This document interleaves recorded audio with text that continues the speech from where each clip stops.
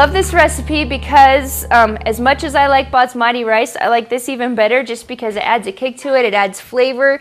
You eat it and you've just got a whole bouquet of tastes and aromas, and it just is really tasty for me. Another thing you can do with this besides just eating it plain is add a little bit of yogurt to it, or a little bit of mint, or a little bit of honey to it, and it really like brings out the flavor as well. So I can almost eat this like as a dessert type of rice as well, and it's really tasty.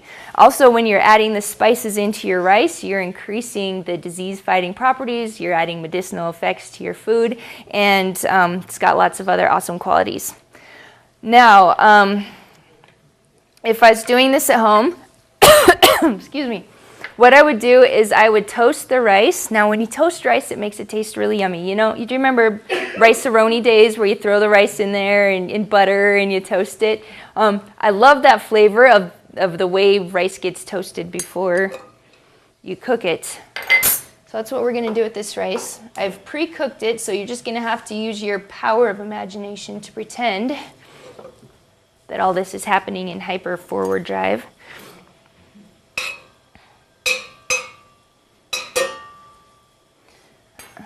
So you just put down some coconut oil, put in your rice. This is cooked, but pretend it's non-cooked, all right? Throw that baby in there, and you're just gonna toast it until it starts to crackle a little bit and it gets a little bit brown. And if you're using the brown basmati rice, it'll get very aromatic. It'll smell really delicious, like kind of like popcorn. So you're just going to toast it until that happens. And once that happens, then you're going to start putting in the spices, and the spices will mix with the oil, and the spices will get toasted, and the oil will start extracting that flavor and the smell. And in this rice, what I've done is I've used the whole spices, not the powdered spices. The advantage to that is you get kind of a more subtle flavor to your rice when you're using the whole spices. The disadvantage is you're going to have to pick all that out before you eat it, or else it's kind of hard to chew on, like the cardamom pods and the cloves, and especially the little coriander seeds. They're not very pleasant to chew on, so if you're going to make it with the whole spices, just be aware that you'll have to pick them out, or the people you're feeding are going to have to pick them out before they eat them. So you can also use powdered spices, the same spices in the powdered form instead.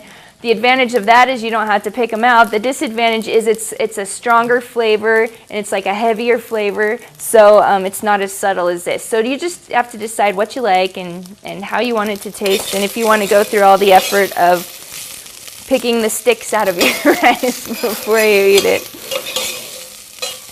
My little nephew loves this stuff, and he had a Cub Scout meeting, and it was an international Cub Scout event.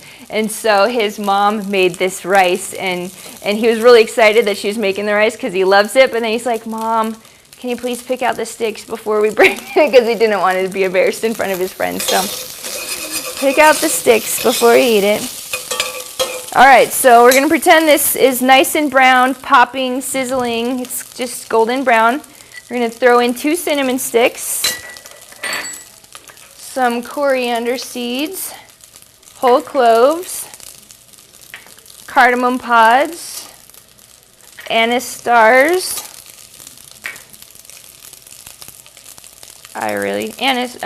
No. Good heavens. Oh, they're cumin seeds. Sorry. Got a little brain fart there. Cumin seeds.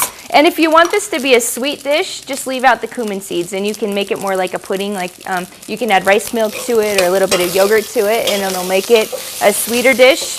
If you want it to be more savory, you can add the cumin in there. All right, we're just going to fry that. Take the flame down.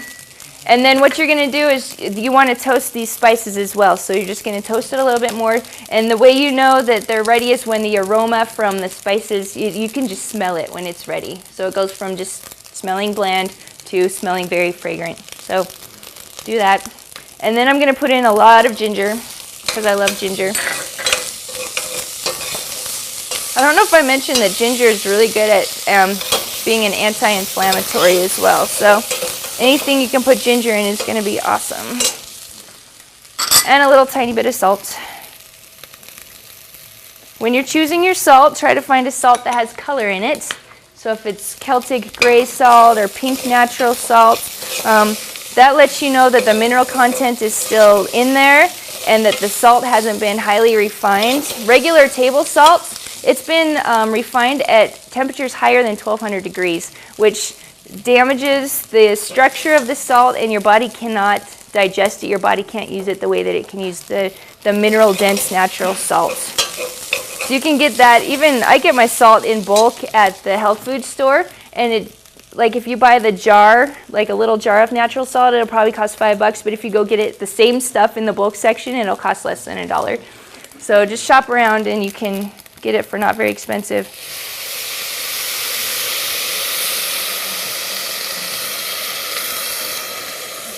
Now this rice has been parboiled, so it's mostly cooked. And when you're making brown rice, it's 2 cups of water per 1 cup of rice. That's the ratio you use. But when you've got all those dry spices in there, those suck up a lot of water as well. So I usually add like an extra ½ cup of water, and that balances out the difference between what the spices soak up and what the rice regularly needs. Once you do that, stick a lid on. Brown rice takes about 45 minutes to cook, so you just put a lid on, turn it down to simmer, so it's just barely at a simmer. Leave it for 45 minutes, and then you turn the heat off after the 45 minutes is up and just leave it there until it cools a little bit, and the steam will make it extra tender and fluffy.